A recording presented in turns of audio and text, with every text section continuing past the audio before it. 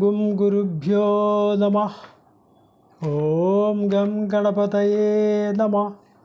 ഓം some സരസ്വത്യൈ നമഃ. കോമളം കൂജയൻ വേണും ശ്യാമളോയം കുമാരകഃ വേദവേദ്യം പരം ബ്രഹ്മ ഭാസതാം പുരതോ മമ. എല്ലാവർക്കും നമസ്കാരം. ഇന്ന് ശ്രീമദ് ഭഗവത്ഗീത 2-ാം അധ്യായത്തിൽ 26 മുതൽ 30 വരെയുള്ള ശ്ലോകങ്ങൾ നോക്കാം. അത ചൈനം നിത്യജാതം നിത്യം വാ മന്യസേ മൃതം തഥാഭിത്വം മഹാബാഹോ നൈവം ശോചിതുമർഹസി. അഥ ച ഏനം നിത്യജാതം നിത്യം വാ മന്യസേ മൃതം തഥാ അഭി ത്വം മഹാബാഹോ ന ഏവം ശോചിതും അർഹസി. അഥ ച ഏനം നിത്യജാതം, ഏനം ഈ ആത്മാവ്, അതിനെ നിത്യജാതം എന്നും ജനിക്കുന്നതായിട്ടും നിത്യം വാ മന്യസേ മൃതം എന്നും മരിക്കുന്നതായിട്ടും വിചാരിക്കുന്നുവെങ്കിൽ തഥാ അഭി അങ്ങനെയാണെങ്കിൽ പോലും ത്വം നീ മഹാബാഹോ അല്ലയോ മഹാബാഹുവായ അർജുന ന ഏവം ശോചിതും അർഹസി, ഇപ്രകാരം ദുഃഖിക്കുവാൻ നീ അർഹിക്കുന്നില്ല, അല്ലെങ്കിൽ ഇപ്രകാരം നീ ദുഃഖിക്കുവാൻ പാടുള്ളതല്ല. ഈ ആത്മചൈതന്യം ഒരുപക്ഷെ നിത്യവും ജനിക്കുന്നതായും നിത്യവും മരിക്കുന്നതായും സങ്കല്പിച്ചാൽ പോലും വീരനായ അല്ലയോ അർജുന, നീ അതോർത്ത് ദുഃഖിക്കാൻ അർഹതയില്ല, അല്ലെങ്കിൽ അതോർത്ത് ദുഃഖിക്കുവാൻ പാടില്ല എന്നാണ് ഭഗവാൻ ഇവിടെ ഉപദേശിക്കുന്നത്. വളരെ നിഗൂഢമായിരിക്കുന്ന ആത്മതത്വമാണ് ഈ ശ്ലോകങ്ങളിലൂടെ എല്ലാം ഭഗവാൻ ഉരുക്കഴിക്കുന്നത്.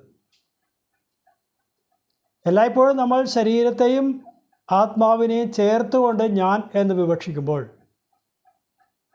ശരീരം കേവലം ഒരു ആവരണം മാത്രമാണെന്നും അതിൽ യഥാർത്ഥ വസ്തുവായി നിലകൊള്ളുന്ന ജീവാത്മാവിനെയാണ് വാസ്തവത്തിൽ ഞാൻ എന്ന വിവക്ഷ ചേരുന്നതെന്നും ബോധ്യപ്പെടുത്തി തരികയാണ് ഭഗവാൻ. സത്തായും അസത്തായും കുടികൊള്ളുന്ന 2 വസ്തുക്കളാണ് ജീവാത്മാവായും ശരീരമായും കുടികൊള്ളുന്നത്, അല്ലെങ്കിൽ നിലനിൽക്കുന്നത്. അപ്പോൾ സത്തായി നിൽക്കുന്നത് എന്നതിന് എല്ലാ കാലങ്ങളിലും നിലനിൽപ്പുണ്ട്. അതിനെ കാലദേശാവധിഭ്യാം നിർമുക്തം നിത്യമുക്തം എന്ന് ഭഗവാനെക്കുറിച്ച് പറയുന്നത് പോലെ തന്നെയാണ് ഈ ജീവചൈതന്യത്തിനും ഒരു കാലത്തും ഒരു വ്യത്യാസവുമില്ലാതെ നിലകൊള്ളുന്ന ഒന്നാണ്. എന്നാൽ അത് കുടിയിരിക്കുന്ന ശരീരമാവട്ടെ അതിന് ഷഡ്ഭാവങ്ങളൊക്കെ ബാധകവുമാണ്.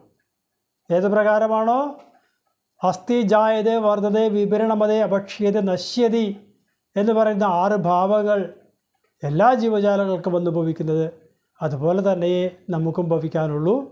അതോർത്ത് ഒരിക്കലും ദുഃഖിക്കേണ്ടതില്ല. തന്നെയുമല്ല, എങ്ങനെയാണോ കൗമാരം യൗവനം ജരാ തഥാ ദേഹാന്തരപ്രാപ്തി ഹി ധീരഃ തത്ര ന മുഹ്യതി എന്നാണ് പറഞ്ഞത്. അപ്പോൾ കുമാരാവസ്ഥ, യൗവനവും വാർദ്ധക്യവും ജരാതരയും എല്ലാം ഈ ശരീരത്തെ ബാധിക്കുന്ന ഓരോരോ അവസ്ഥാഭേദങ്ങൾ മാത്രമാണെന്ന് തിരിച്ചറിഞ്ഞ് അതുപോലെ തന്നെയാണ് ഈ അന്യദേഹങ്ങളെ പ്രാപിക്കുക എന്ന കാര്യവും മനസ്സിലാക്കുക. അല്ലാതെ ഒരു ശരീരം ഉപേക്ഷിക്കുമ്പോൾ അത് മരണമാണ്, എന്തോ വലിയ ആപത്താണ് എന്നെല്ലാം ചിന്തിക്കുന്നത് കേവലം ആ ജീവാത്മാവിനെയും ശരീരത്തിനെയും ഒന്നായി ഞാൻ എന്ന സങ്കല്പത്തിലിരിക്കുന്നത് കൊണ്ടാണ്. ജീവാത്മാവ് വേറെയാണെന്നും ശരീരം അതിൽ നിന്ന് വ്യത്യസ്തമാണെന്നും എല്ലാം മനസ്സിലാകുമ്പോൾ ഏത് പ്രകാരത്തിലാണോ ഒരു മരത്തിലൊരു കിളി വന്നിരിക്കുന്നത് അതുപോലെയേ ഉള്ളൂ ഈ ജീവാത്മാവും ശരീരവും തമ്മിലുള്ള ബന്ധം.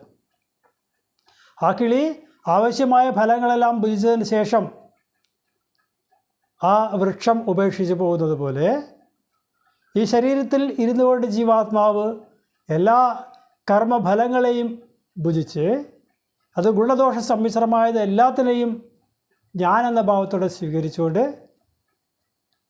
അവസാനം ഈ ശരീരം ഉപേക്ഷിച്ചുകൊണ്ട് ആ ജീവാത്മാവ് സ്വധാമത്തിലേക്ക് മടങ്ങുന്നു.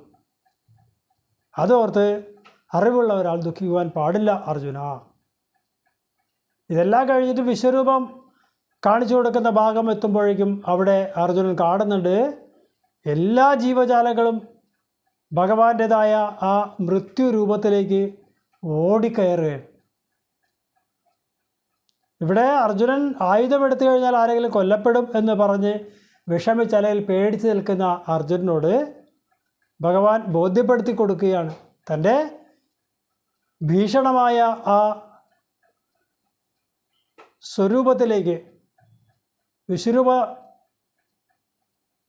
ആകാരത്തിലേക്ക് എല്ലാ ജീവജാലങ്ങളും ഓടിക്കയറുന്നതും അവിടെ പ്രവേശിക്കുമ്പോൾ ഭഗവാൻ തൻ്റെ ദംഷ്ട്രകൾ അടയ്ക്കുമ്പോൾ ഓരോന്നും തവിട് പൊടിയാവുന്നതുമെല്ലാം അർജുനൻ നേരിൽ കാണുകയാണ്. അവിടെ അർജുനൻ ആയുധം എടുത്താലെന്ത്, എടുത്തില്ലെങ്കിലെന്ത്, ഇത് കാലത്തിൻ്റെ ഗതിക്കനുസരിച്ച് എല്ലാവരും ഒഴുകി ആ മൃത്യുദേവതയുടെ വായിലേക്കാണ് ചെന്ന് പതിക്കുന്നത് എന്ന് മനസ്സിലാക്കി കൊടുക്കുന്നുണ്ട് അവിടെ. അപ്പോൾ അതിനെ ഓർത്ത് ഒന്നും ഒരാൾ ദുഃഖിച്ചിട്ട് കാര്യമില്ല, ദുഃഖിക്കേണ്ടതില്ല, ദുഃഖിച്ചിട്ട് പ്രയോജനവുമില്ല. അപ്പം അങ്ങനെ ഇരിക്കെ എന്തിനാണ് നീ ഇത്രയെല്ലാം ചിന്തിച്ച് വെറുതെ ദുഃഖിക്കുന്നത് അർജുന? നീ നിൻ്റെ ധർമ്മം ചെയ്യുക. ഈ ശരീരത്തിൽ ഇരുന്നുകൊണ്ട് അനുഷ്ഠിക്കേണ്ടതായ ധർമ്മം എന്തോ അതറിയുക, അത് ചെയ്യുക എന്നല്ലാതെ അതിൽ പരമായിട്ട് മറ്റൊന്നും നിനക്ക് ചെയ്യാനില്ല അർജുന എന്ന് പറഞ്ഞുകൊണ്ട് അർജുനനെ ഉപദേശിക്കുകയാണ് ഭഗവാൻ ഇവിടെ ചെയ്യുന്നത്. അഥ ചൈനം നിത്യജാതം നിത്യം വാ മന്യസേ മൃതം തഥാഭിത്വം മഹാബാഹോ നൈവം ശോചിതുമർഹസി. ജാതസ്യ ഹി ധ്രുവോ മൃത്യു ധ്രുവം ജന്മമൃതസ്യ ച തസ്മാദപരിഹാര്യേർത്ഥേ ന ത്വം ശോചിതുമർഹസി. ജാതസ്യ ഹി ധ്രുവഃ മൃത്യുഃ ധ്രുവം ജന്മ മൃതസ്യ ച തസ്മാത് അപരിഹാര്യ അർത്ഥേ ന ത്വം ശോചിതും അർഹസി. ജാതസ്യ ജനിച്ചവന് ഹി ധ്രുവഃ മൃത്യുഃ മരണം തീർച്ചയാണ്, സുനിശ്ചിതമാണ്. ധ്രുവം ജന്മ മൃതസ്യ ച മൃതസ്യ മരിച്ചയാൾക്ക് ജന്മം ഉണ്ടാവുക എന്നതും ധ്രുവം തീർച്ചയാണ്. തസ്മാത് അതുകൊണ്ട് അപരിഹാര്യ അർത്ഥേ പരിഹരിക്കാൻ സാധിക്കാത്തതായ ഈ കാര്യം ഓർത്ത് ത്വം നീയെ ശോചിതും ന അർഹസി ദുഃഖിക്കുവാൻ അർഹിക്കുന്നില്ല, അല്ലെങ്കിൽ ദുഃഖിക്കുവാൻ പാടില്ല. ജനിച്ച ഒരാളെ സംബന്ധിച്ചിടത്തോളം മരണം സുനിശ്ചിതമാണ്, അതിൽ യാതൊരു വ്യത്യാസവുമില്ല. എല്ലാ ജീവജാലങ്ങളും അനാദികാലം മുതൽ ജന്മമെടുത്തവരെല്ലാം ഒരു നിശ്ചിത ആയുസ്സിന് ശേഷം മരിച്ചിട്ടുണ്ട്. അല്ലാതെ അന്ന് തുടങ്ങി ഇന്നുവരെ ജീവിച്ചിരിക്കുന്ന ഒരാളും ഈ പ്രപഞ്ചത്തിലില്ല. തന്നെയുമല്ല മൃതസ്യ ആ മരിച്ചവന് നിശ്ചയമായും ഒരു പുനർജന്മവും നിശ്ചിതമാണ്, അല്ലെങ്കിൽ തീർച്ചയാണ്. ഏത് പ്രകാരത്തിലാണോ ഒരു ജീവാത്മാവ് ശരീരത്തിലിരുന്നുകൊണ്ട് കർമ്മങ്ങളെ നേടി പുണ്യവും പാപവും ഒക്കെ ആർജിച്ച് ഇതിന് സമതുലിതമായ ഒരവസ്ഥയെ പ്രാപിക്കാത്ത കാലത്തോളം വീണ്ടും വീണ്ടും ഈ ജന്മവും മരണവും ചാക്രികമായി അനുഭവിക്കുക തന്നെ നിവൃത്തിയുള്ളൂ. അങ്ങനെ ഇരിക്കെ നമ്മുടെ നിയന്ത്രണത്തിലല്ലാത്ത ഈ ഒരു വിഷയത്തെ ഓർത്ത് നമ്മൾ ദുഃഖിച്ചിട്ട് എന്തെങ്കിലും പ്രയോജനമുണ്ടോ? അങ്ങനെയുള്ള കാര്യങ്ങളെക്കുറിച്ച് നമ്മൾ മനഃപൂർവ്വം വിസ്മരിക്കുന്നതല്ലേ ഉചിതം എന്നുള്ള ഒരു സൂചന കൂടിയാണ് ഭഗവാൻ ഇവിടെ തരുന്നത്. നമ്മളുമെല്ലാം പലപ്പോഴും ഈ ലോകത്ത് നടക്കുന്ന പല കാര്യങ്ങളെയും ഓർത്ത് വേദന അനുഭവിക്കാറുണ്ട്. പക്ഷേ ഏതൊരു കാര്യത്തിലാണോ നമുക്കൊന്നും യാതൊരു നിയന്ത്രണവുമില്ലാത്തത്, യാതൊന്നും ചെയ്യാൻ കഴിയാത്തത്, അതോർത്ത് നമ്മൾ ദുഃഖിച്ചിട്ട് എന്താ ഫലമുള്ളത്? അത്രയും മാത്രമേ നമ്മൾ ഓർക്കേണ്ടതുള്ളൂ. അപ്പോൾ എല്ലായ്പ്പോഴും ശ്രദ്ധ വയ്ക്കേണ്ടത് കർമ്മങ്ങളെ ശുദ്ധമാക്കിക്കൊണ്ട് ഈ പുണ്യപാപങ്ങളുടെ സമതുലിത അവസ്ഥയിലേക്ക് എത്തിച്ചേർക്കുവാനുള്ള പരിശ്രമങ്ങളാണ് സദാസമയവും നമ്മൾ നിർവഹിക്കേണ്ടത് എന്നാണ് ഇവിടെ പറയുന്നത്. അല്ലെങ്കിൽ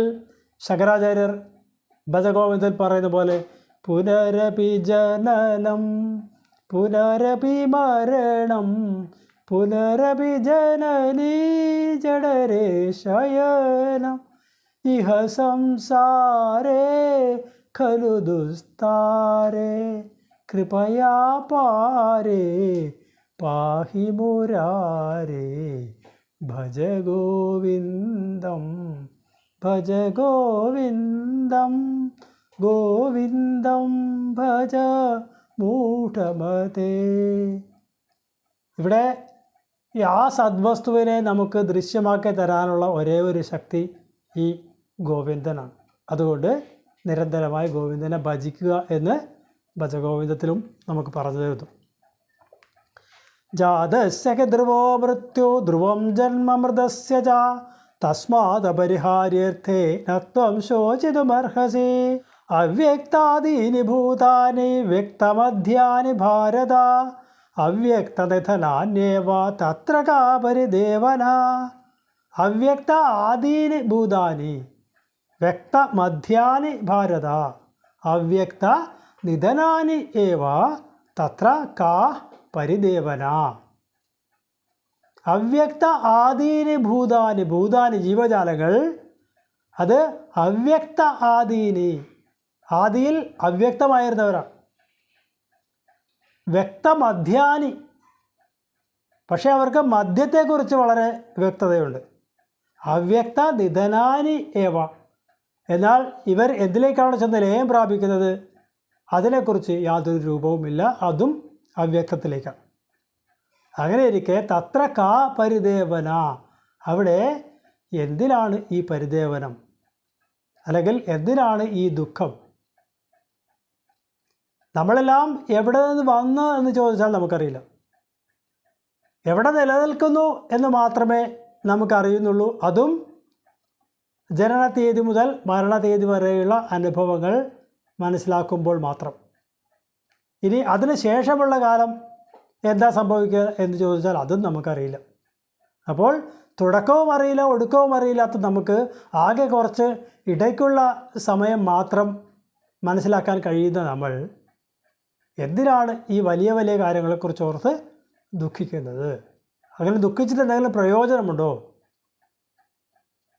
കാരണം നമ്മൾ ദുഃഖിക്കുമ്പോൾ ആ ദുഃഖം ഇല്ലാതാക്കാൻ ഏതെങ്കിലും ഒരു പോംവഴി തെളിയും എന്നുണ്ടെങ്കിൽ ദുഃഖിക്കുന്നതിൽ അർത്ഥമുണ്ട്. പക്ഷേ നമ്മുടെ ഒന്നും നിയന്ത്രണത്തിലല്ലാത്ത ഒരു വിഷയത്തെക്കുറിച്ച് ഓർത്ത് ദുഃഖിച്ചിട്ട് നമ്മളുടെ മനസ്സ് പുണ്ണാക്കാം എന്നല്ലാതെ ആ ദുഃഖത്തിന് എന്തെങ്കിലും അറുതി വരുത്തുവാനായിട്ടുള്ളൊരു സാധ്യത ഉണ്ടോ എന്ന് ചിന്തിക്കേണ്ടതാണ്.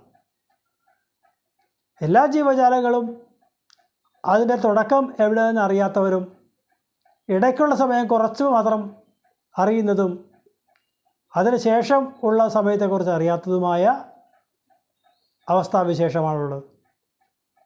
അങ്ങനെ ഇരിക്കെ മറ്റുള്ള ലോകകാര്യങ്ങളെക്കുറിച്ച് ഓർത്തൊന്നും വിഷമിക്കുന്നത് ഉചിതമല്ല. അത് കേവലം ഈ ജീവാത്മാവിന് വൃഥാ വ്യതയുണ്ടാക്കുന്നതല്ലാതെ അതുകൊണ്ടൊരു ലാഭവും ഉണ്ടാകുന്നില്ല. നമ്മുടെ എല്ലാം ഉള്ളിൽ കുടികൊള്ളുന്ന ഈ ചൈതന്യം ആനന്ദസ്വരൂപനാണ്. ആ സന്തോഷവാനായിരിക്കുന്ന ജീവാത്മാവിന് നിരന്തരം ഇങ്ങനെ ദുഃഖാനുഭവങ്ങളെക്കുറിച്ച് മാത്രം ചിന്തിച്ച് അതിനെ ദുഃഖത്തിലേക്ക് പൂർണ്ണമായി നിമഗ്നമാക്കുന്നത് ഉചിതമാണോ എന്നതാണ് നമ്മൾ ചിന്തിക്കേണ്ടത്. ചില സർക്കസ് കൂടാരങ്ങളിലെല്ലാം ഒരു ജോക്കറിൻ്റെ വേഷത്തിൽ ഒരാൾ പ്രത്യക്ഷപ്പെടാറുണ്ട്. അയാൾ തൻ്റെ മനസ്സിൽ വളരെയധികം ദുഃഖങ്ങൾ കടിച്ചു പിടിച്ചുകൊണ്ടാണെങ്കിലും മറ്റുള്ളവരെല്ലാം ചിരിപ്പിക്കാനായിട്ട് നിരന്തരമായിട്ട് പ്രയത്നിക്കുന്നത് നമുക്ക് കാണാം. തിരശ്ശീലയ്ക്ക് പിന്നിലുള്ള അദ്ദേഹത്തിൻ്റെ ജീവിതത്തെക്കുറിച്ച് കാണിക്കുമ്പോൾ അവിടെയും ധാരാളം ദുഃഖങ്ങൾ ഉള്ളതായിട്ട് നമുക്ക് മനസ്സിലാകുന്നുണ്ടെങ്കിലും ആ ദുഃഖങ്ങളെയൊന്നും പ്രകടിപ്പിക്കാതെയാണ് ആ അഭിനേതാവ് തൻ്റെ ഭാഗം വളരെ വ്യക്തമായിട്ട് അഭിനയിച്ച് കാണിക്കുന്നത്. എന്ന് പറഞ്ഞതുപോലെ ഏതെല്ലാം അവസ്ഥാവിശേഷത്തിലൂടെ കടന്നു പോകുമ്പോഴാണെങ്കിലും ആനന്ദസ്വരൂപനായ നമ്മളിൽ കുടികൊള്ളുന്ന ഈ ജീവചൈതന്യത്തിലേക്ക് ദുഃഖങ്ങളെ ഒന്നും പ്രവേശിപ്പിക്കാൻ മെനക്കെടാതെ അല്ലെങ്കിൽ അപ്രകാരമുള്ള ദുഃഖങ്ങളെയെല്ലാം പുറമേ നിർത്തിക്കൊണ്ട് നമ്മൾ അതിലൊന്നും യാതൊരു വ്യഥാഭാവവും കൂടാതെ ജീവിക്കുവാനുമെല്ലാം കഴിയുമ്പോഴാണ് നമ്മളുടെ മനസ്സ് അല്ലെങ്കിൽ നമ്മളുടെ ജീവിതം ആനന്ദപൂർണ്ണമാകുന്നത്. അല്ലെങ്കിൽ സദാസമയം ആ ദുഃഖത്തെക്കുറിച്ച് മാത്രം ഓർത്ത് ചിന്തിച്ചിരുന്നു കഴിഞ്ഞാൽ ജീവിതം പൂർണ്ണമായി ദുഃഖമയമാകും എന്നതും കൂടി നമുക്ക് ഉപദേശിച്ചു തരുന്നു ഭഗവാൻ ഈ ശ്ലോകത്തിലൂടെ. അവ്യക്താദീനി ഭൂതാനി വ്യക്തമധ്യാനി ഭാരത അവ്യക്തനിധനാന്യേവ തത്ര കാ പരിദേവന ആശ്ചര്യവത് പശ്യതി കശ്ചിദേനം ആശ്ചര്യവത് വദതി തദൈവ ചാന്യഃ ആശ്ചര്യവത് ചൈന്യമന്യശൃണോതി ശ്രുത്വാപ്യേനം വേദന ചൈവ കശ്ചിത് ആശ്ചര്യവത് പശ്യതി കശ്ചിത് ഏനം ആശ്ചര്യവത് വദതി തഥാ ഏവ ച അന്യഃ ആശ്ചര്യവത് ച ഏനം അന്യഃ ശൃണോതി ശ്രുത്വാ അപി ഏനം വേദ ന ച ഏവ കശ്ചിത് ആശ്ചര്യവത് പശ്യതി കശ്ചിത് ഏനം ഏനം ഇതിനെ ഈ ജീവാത്മാവിനെ അല്ലെങ്കിൽ ആത്മാവിനെ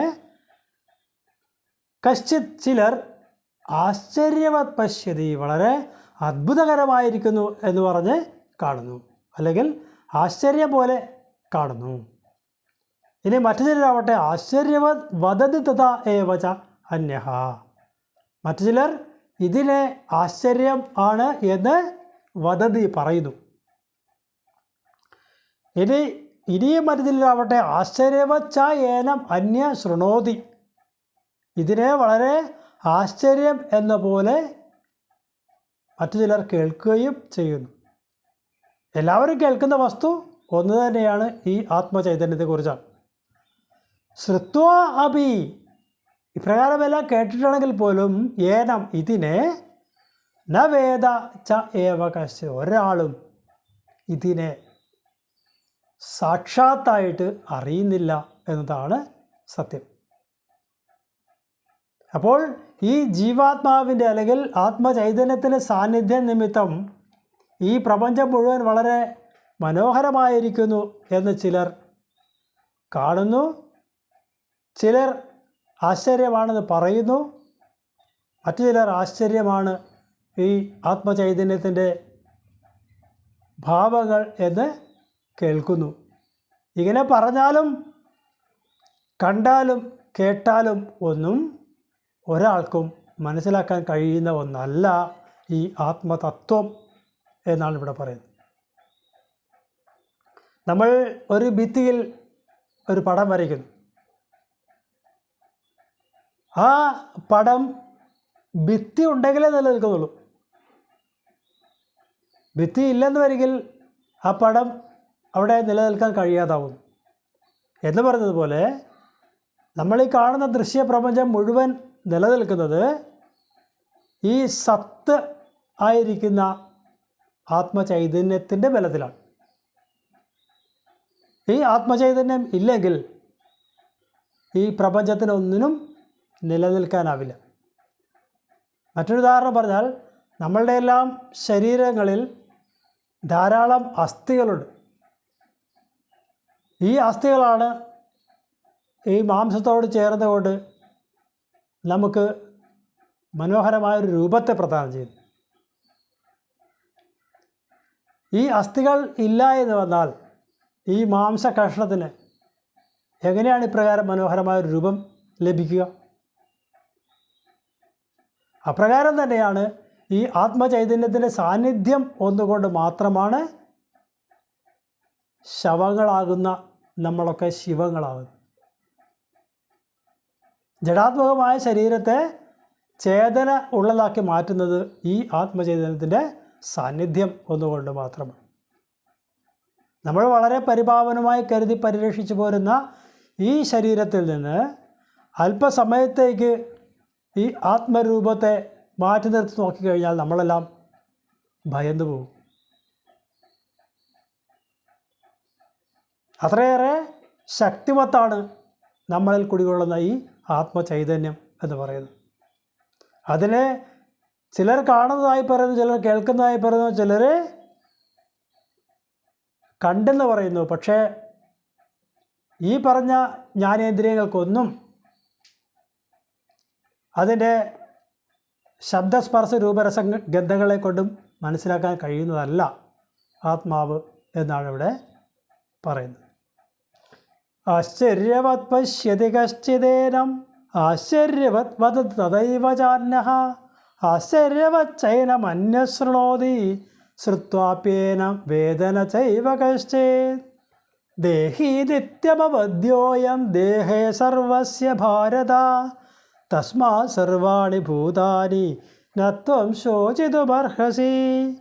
ദേഹി നിത്യം അവദ്യഃ അയം ദേഹേ സർവസ്യ ഭാരത തസ്മാത് സർവാണി ഭൂതാനി ന ത്വം ശോചിതും അർഹസി. ദേഹി നിത്യം അവദ്യഃ അയം. അയം ദേഹി, ഈ ദേഹി എന്ന് പറയുന്നത് നിത്യനാണ്, എല്ലാ കാലത്തും നിലനിൽക്കുന്നവനാണ്. അവദ്യഃ, വധിക്കാൻ സാധിക്കാത്തവനാണ്. ദേഹ സർവസ്യ, എല്ലാ ശരീരങ്ങളിലും ഇരിക്കുന്ന ജീവാത്മാവ് അതുപോലെ തന്നെയാണ്. ഒരു ശരീരത്തിലും ഇരിക്കുന്ന ജീവാത്മാവിനെ വധിക്കുവാൻ ആർക്കും കഴിയുന്നതല്ല. തസ്മാത്, അതുകൊണ്ട് സർവാണി ഭൂതാനി നത്വം ശോചിതുമർഹസി, എല്ലാ ജീവജാലങ്ങളും ഇപ്രകാരമാണെന്ന് അറിഞ്ഞിട്ട് അതിനെ കൊല്ലുന്നു എന്നൊരു ചിന്തയില്ലാതെ, അല്ലെങ്കിൽ അതിനെ കൊല്ലുന്നു എന്ന ചിന്ത കൊണ്ട് നിനക്ക് യാതൊരു പ്രയോജനവുമില്ല, അങ്ങനെ ചിന്തിക്കുവാൻ പാടില്ല, അതിന് നീ അർഹനല്ല എന്നെല്ലാമാണ് ഭഗവാനിവിടെ പറഞ്ഞു വയ്ക്കുന്നത്. ആത്മസ്വരൂപത്തിന് 3 കാലങ്ങളിലും, ഭൂതം ഭാവി വർത്തമാനം ആകുന്ന 3 കാലങ്ങൾക്കും അതീതനായി നിലകൊള്ളുവാനുള്ള ശക്തിവിശേഷം ഉണ്ടെന്നാണ് ഇവിടെ പറയുന്നത്. അങ്ങനെയുള്ള ആ ആത്മസ്വരൂപത്തെ ഏതെങ്കിലും ഒരു ശരീരത്തിൽ ആരോപിച്ചിട്ട് ആ ശരീരം വധിക്കപ്പെടുമ്പോൾ ആ ആത്മാവും വധിക്കപ്പെടുന്നു എന്നുള്ള മിഥ്യാധാരണയിലേക്ക് നീ എത്താൻ പാടില്ല അർജുന. അത് ഭാരത എന്ന് സംബോധന ചെയ്തുകൊണ്ടാണ് ഭഗവാൻ പറയുന്നത്.